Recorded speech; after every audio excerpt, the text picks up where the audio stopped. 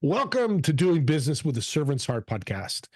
Doing business in life with a purpose, serving others, and achieving success when you serve them. I'm your host, Steve Ramona.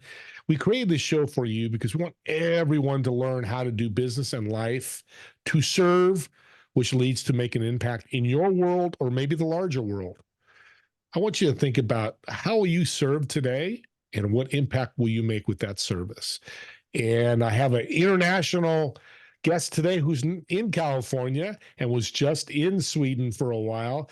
Love the Swedish, love the Swedish. We'll talk about that. Crinkles, I think they're called. Kringles. A little side note, but people are like, what's he talking about? But I want to welcome Anders to the show today. Thank you. I'm happy to be here. Well, and what's that called? I know Trader Joe's has them. But they're like a cinnamon roll, but they're unbelievable. They're okay, kringlo. Yeah. Okay. Kringlo. Yeah. Okay. Yeah. Oh my gosh. Yeah. I love you already because I love kringlos. Yeah. So let's talk about, I don't always start with a biography, but we were talking the green room. Who are you, Anders? So that is a great question, and that is a question that you often don't get. We often identify ourselves with our work or our hobby, but and that is a good starter. But who are you? And not always everyone can really answer that question like right away. They actually need to think about that, and I need to think about it. Because I would not be prepared if I get that question. So who am I? I am a person that has gone through quite some changes when I moved from Sweden, lived there for 40 years before my wife is from US, and that's how we kind of ended up here. And I came to the point. I was in the Swedish Armed Forces for 22 years, and I came to the point where I either, because in Sweden you retire at 63, so in the military, so I either had to stay in for the rest of my life, or I had to, if I wanted to leave, I had to do that now when I was around 40, because the longer you wait, the harder it's going to be. So we decided to move, and I think that has that changed me of who I am today. I think I was a different person in Sweden than I am today, and hopefully a better person, which doesn't mean I was a bad person, but I've grown and I've learned a lot about myself, and I think I'm more compassionate, and I'm kinder, and I also think I am a person who like to understand others and see where they come from. And to me, things are not black and white. It's just a gray, like a gray day in southern Sweden where I was now for the past few weeks, and this time of year is just gray, rainy, and dark, and yeah, I think that is how many things are. So yeah, that's a long answer to who I am. It's a big question. It's very it is, and I like how you talked about how you've grown and changed, and because age does that. I'm 62. I'm not going to ask your age, but I love being 62 because I've grown. Everybody in the audience, you're going to change. Yeah. Starting today, and look at you in 2025 January, you're going to be different, negatively or positively. So that's a great, well said. Now, we talked in the green room. I want to jump into this about going from an 8 to 5 to starting a business, because I think that's a passion, desire, and wise. People do it because they want to serve people. Talk about your transition. So I, as I said, I started off in 22 years in the military, and that is, I mean, that is a little bit the ultimate of serving. You're serving your country, and when I left, I went into the beer industry, and because beer has been a hobby of mine, so I worked in different capacity in the beer industry, mainly event marketing, The last company I worked for in the beer industry was Firestone Walker Brewing Company. It's a regional brewery here on the West Coast.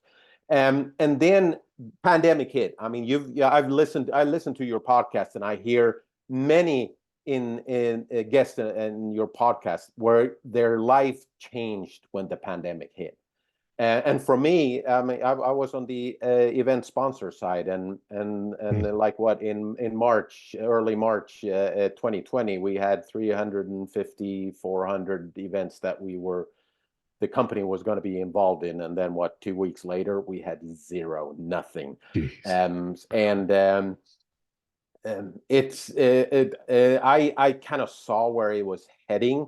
So I thought that, and I saw where things were heading when this was not just a short 2-week thing, and then things were going to be back to normal.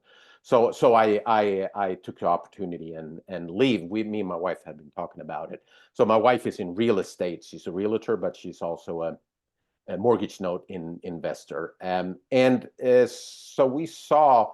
And I ran across this company called Power, P-O-W-U-R, which is a solar company. And initially, I was going to help my wife because she did some house flipping too at the same time.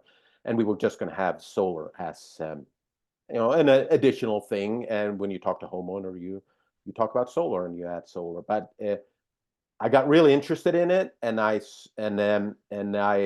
put a lot more time in it, and it's really a great industry, and you really help homeowners because California and many states, you have one option. Usually you have one utility company, and that's where you buy your electricity from. But with solar, you're giving homeowners another option that is, for the most part, a better option for them.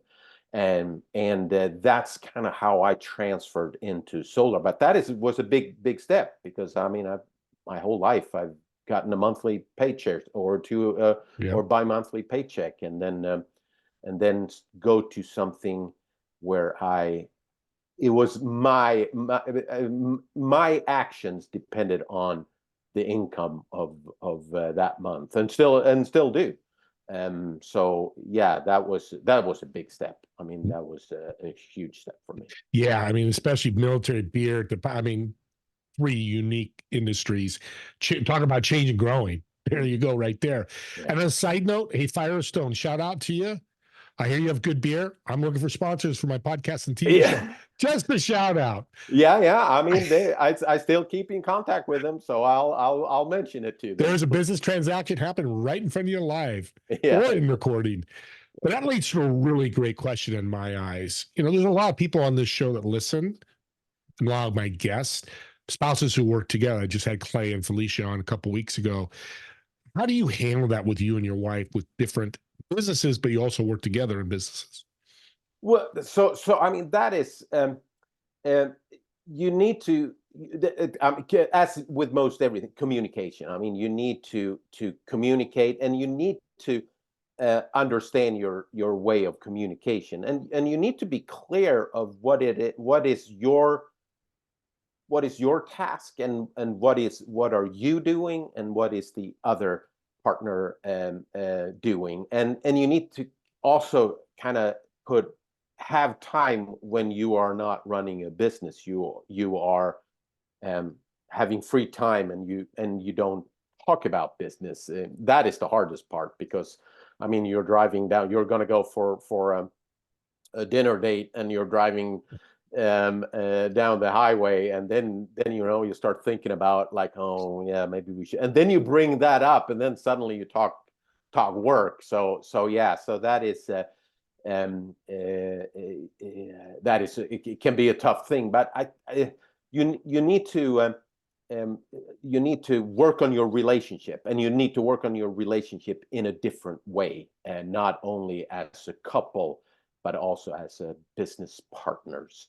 And you also need to trust each other. You need to trust your partner with what they are doing, and trust that they are doing it the best they can.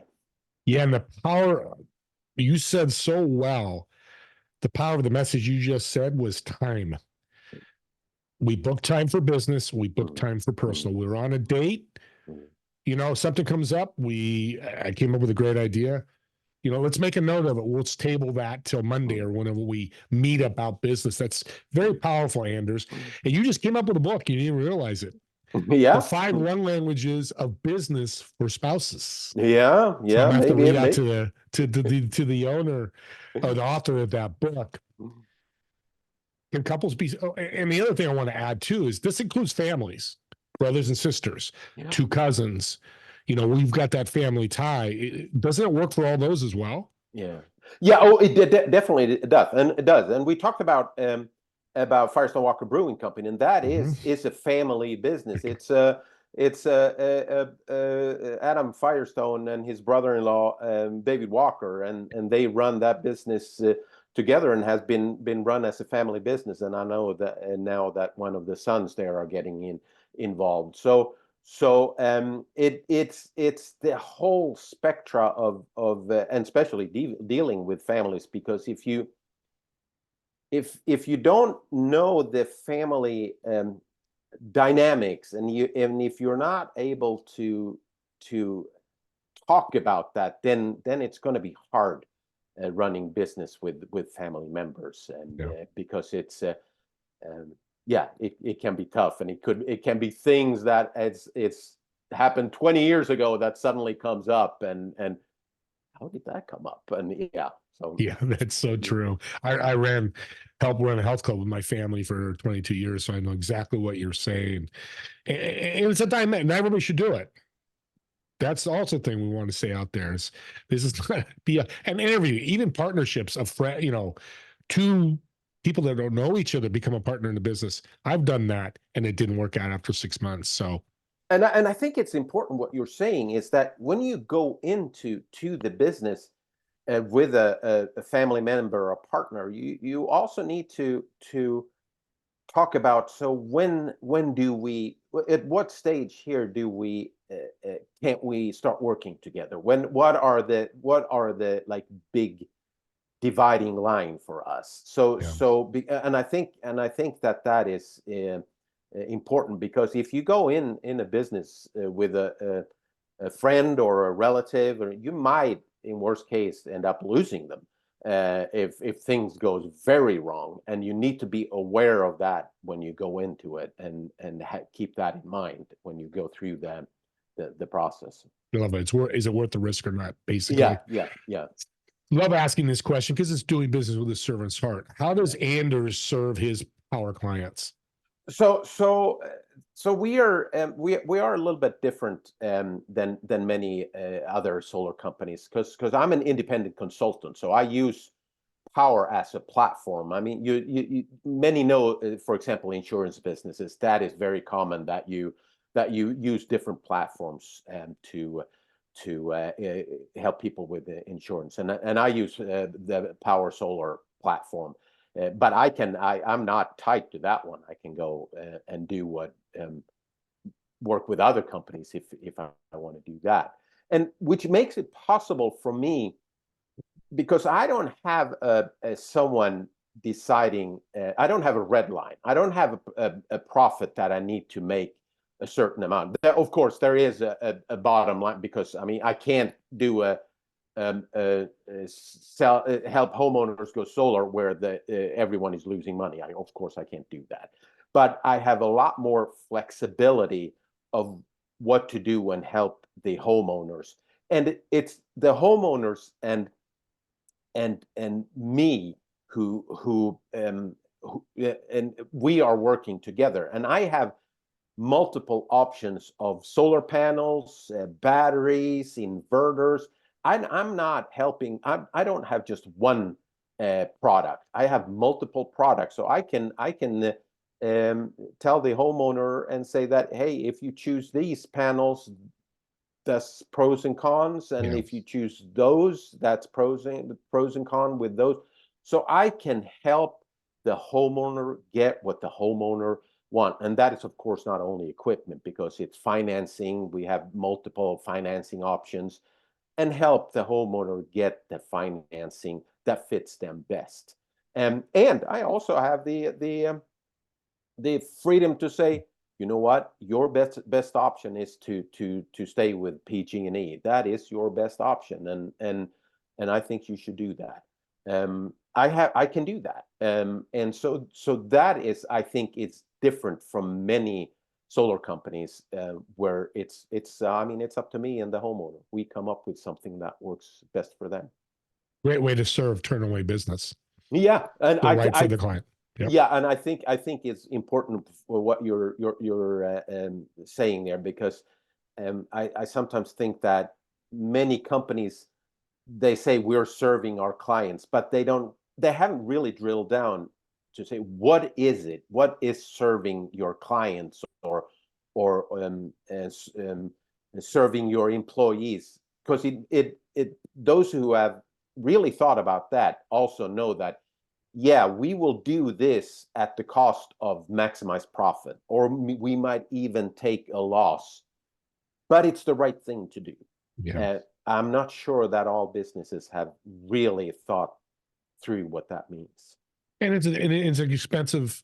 It's expensive to put solar in, like buying a house. Yeah. You get the wrong house. Yep. You spend $1.2 million, and you got same with solar, 20, 30, whatever that number is. It's tens of thousands of dollars.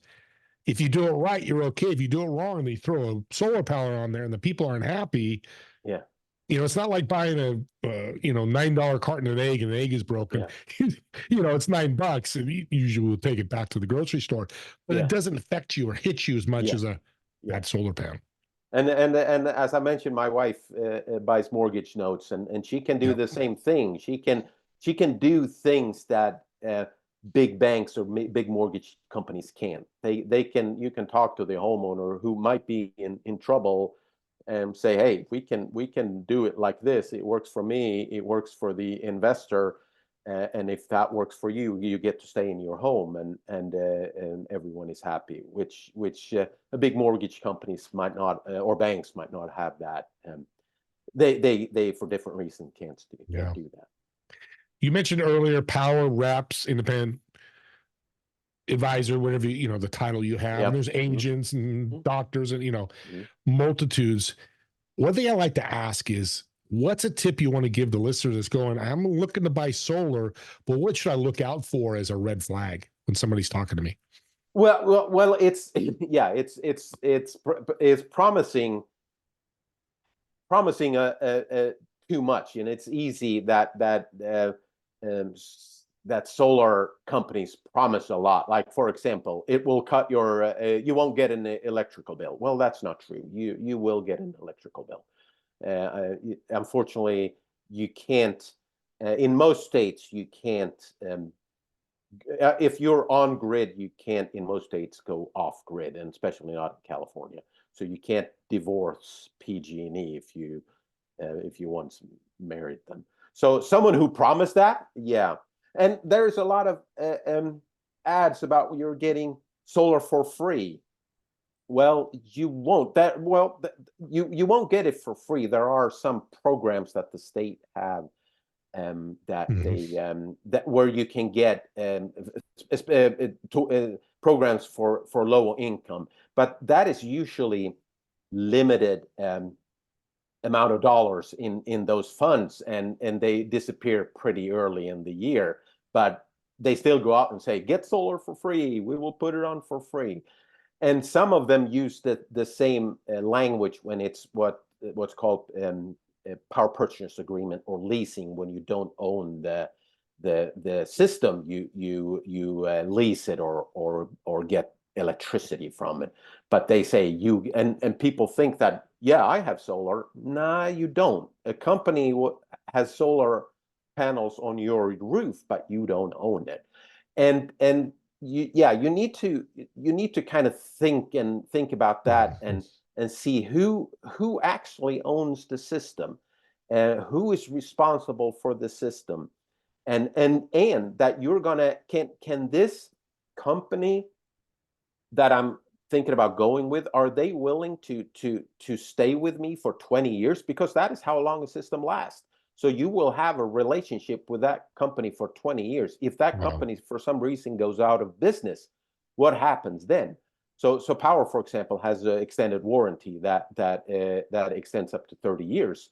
Um, and um, and you need to think about things like that, that it's you have a 30-year relationship with that company. And that is, I think that the many are focusing on number of panels, and is it going to be Tesla or yeah, that is not, I mean, that comes as number two. The most important, I think, is what company is it? How will they stand by me for these coming 20 years, and the financing? How does that work, and what options are there that works best for me? You know, you just solved well, not solved, but proved that solar energy educator is what you are, because that's what I wanted you on the show, because you do educate. Yeah, we all have to make money, but your goal is, because it's complex, like buying a home is complex. You can't go, hey, give me the keys to your wife, buy the home from her, and you got a home. Can't do that. A lot more to it. Yeah, no, you're totally right. Even though that you see, especially here in California, you see solar a lot on people's roofs. Many don't know about solar and know what it is, and understand that.